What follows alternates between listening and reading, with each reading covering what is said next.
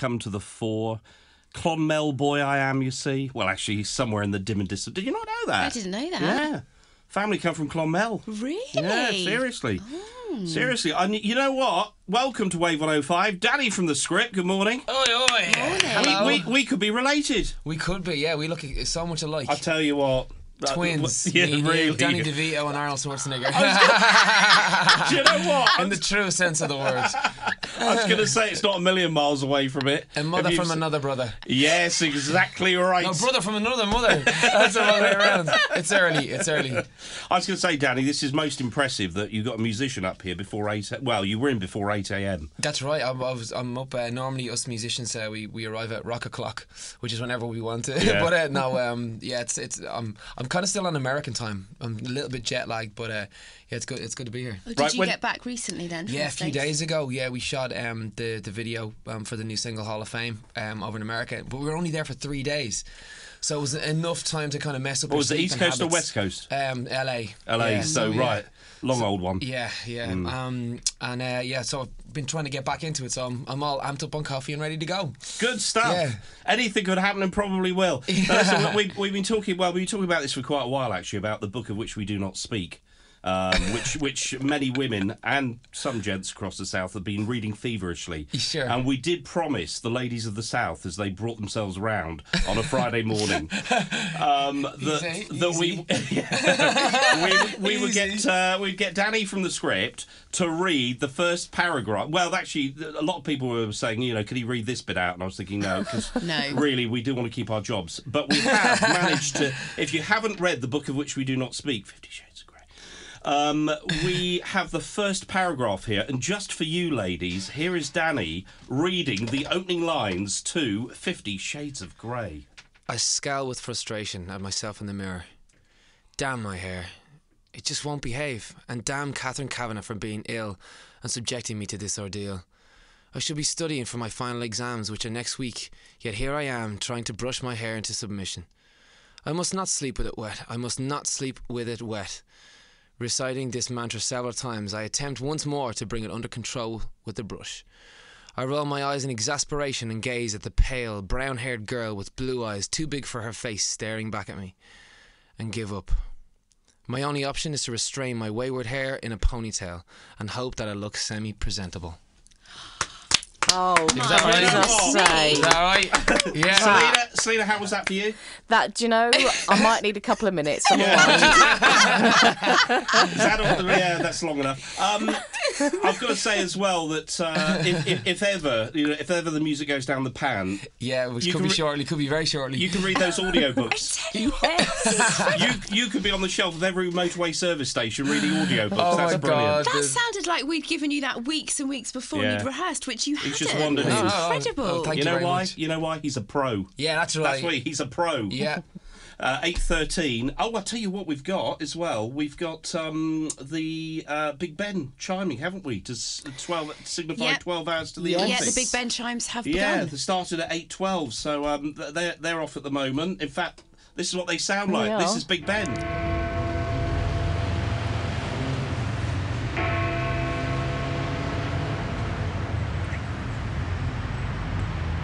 I think it might have finished already, but there we go. That was Big Ben Yeah, chiming and to obviously a number of churches and cathedrals across the south taking Chichester, part as well. Portsmouth, Yeah. Winchester, all involved. Absolutely. Brilliant. Trying Well- to set a record, actually, for the most bells being rung at the same time. Really? Fantastic. Right, I'm going to play you one of my favourite Script songs now. I love it.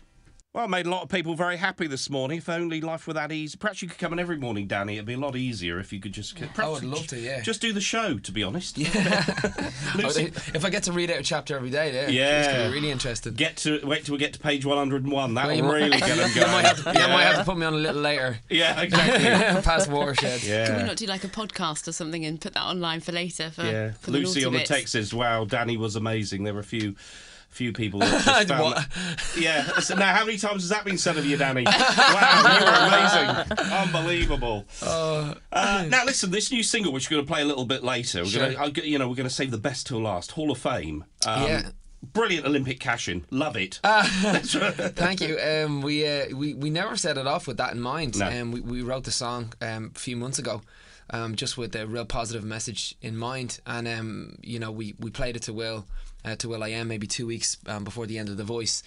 And he heard the song and he's like, man, this could be another We Are the World. This could be a real call out for, for everybody to, follow their dreams and follow their heart, but not in a cheesy way, in a really a great way, because people want to be famous for being famous these days. And we're like, well, no, do something. Be a preacher, be a teacher, be a politician, be an astronaut, be something that is actually going to, provide something to the community. And that's the way you'll be remembered in the Hall of Fame. It's like, Hall of Fame for honours, really.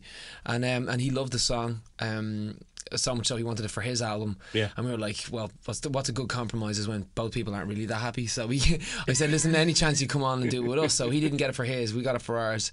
And it's a true duet in the true sense of the word. It's like line for line. Yeah. And we're so proud of it. Really, really proud of it. It's the first single off the album, number 3. Yeah. Which is a great name for an album as well. Yeah, and then people know when they put their albums in their CD racks, they know which order to put it in. Yeah, exactly. See, number 3, that's where it goes. Yeah, I don't know if we're setting a norm and it's going to like 3-star reviews. It was the third fastest selling album, or guess then here at number 1, it's number 3. It's just confused DJs. Catherine says Danny's Irish accent plus 50 Shades of Grey equals perfection. Oh, thank you very much. We're loving it. 8:20. We'll catch up with the travel next. Mad Con and Begging, it's 8:26. Let's do this. It's universally challenged, we call it, because we can't call it anything else, otherwise the lawyers get in touch. And ready today, on the whistle, Miss Selena Ross. On the bell today, we have Miss Shireen Jordan.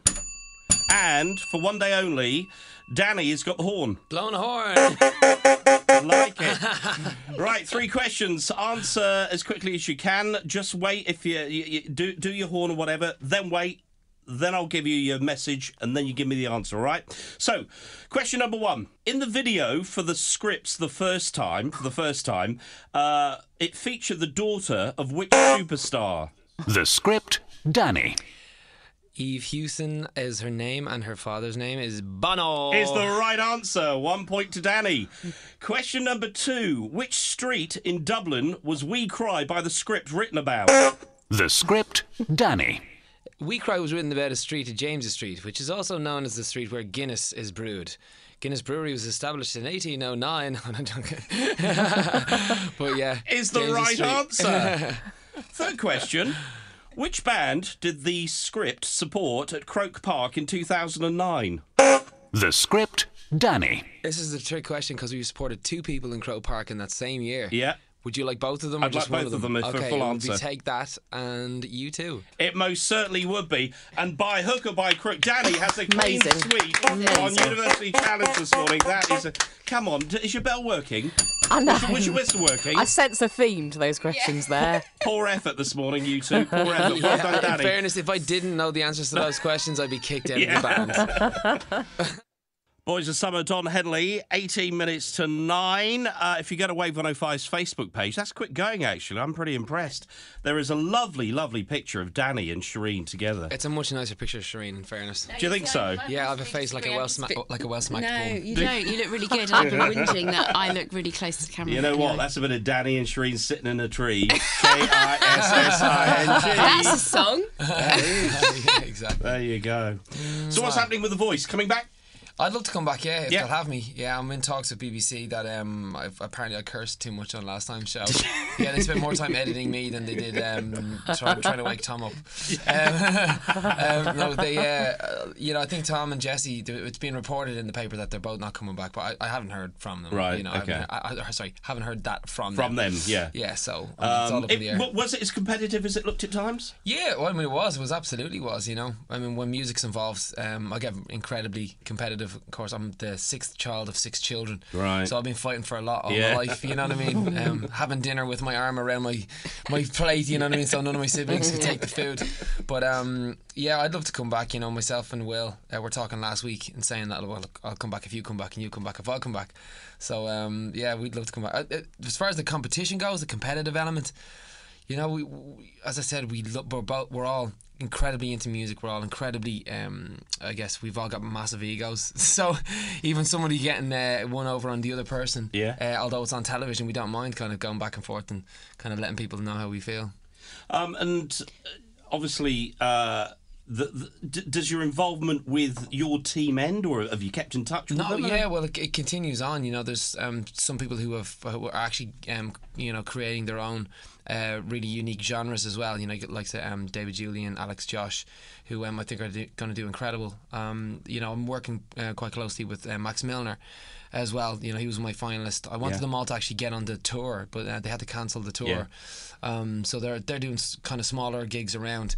So it's going to be a little bit harder to negotiate their way through the industry. But we've written a song for Max, and we've written a song for Bo as well. When I say we, both myself and Mark, my songwriting partner and guitarist of the script.